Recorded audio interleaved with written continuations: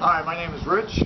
This is a 1935 convertible sedan I recently purchased, and I thought it would be worthwhile to make some videos of my restoration process as I go along. So follow along if you like and watch this restoration process as it goes.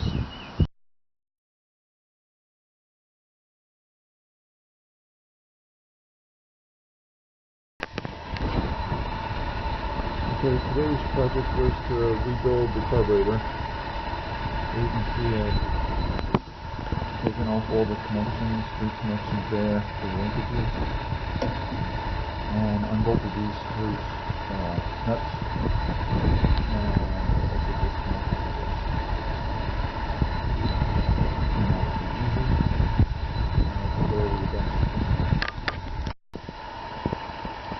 So basically I've didn't have a photographer here to watch the process, but I carefully disassembled the carburetor,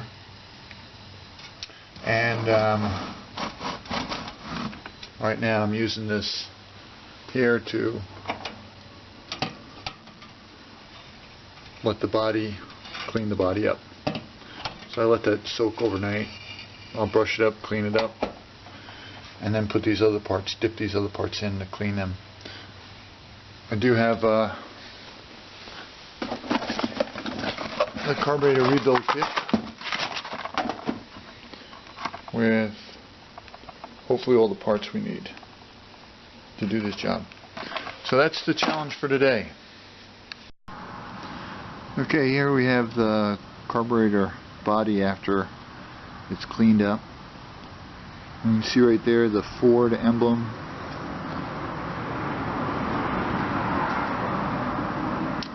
Designation 8 Baker Able is the model, if you read that. So I'm going to just spray this out with some carburetor cleaner, and then we'll start to put it back together.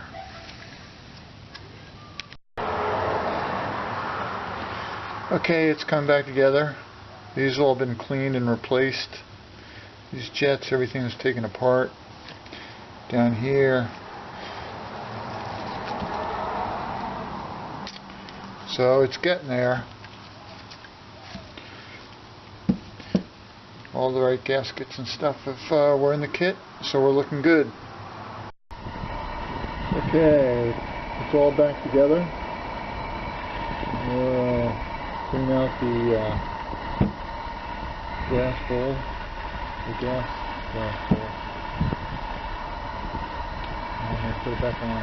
The problem that I was having was that once it started running, I had gas shooting out of here, so I think the problem was that the needle valve was shutting off the gas and the float wasn't working, and gas was just going out in there. We'll find out, because I replaced part of the kit replaced this needle valve and its seat.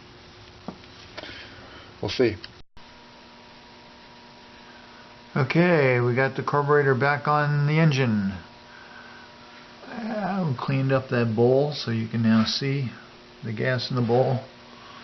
Actually, the fuel pump was loose also. Connected up these the fuel lines and the choke line. I'm short of hand here. Put these lines on, the choke and the throttle. On the other side,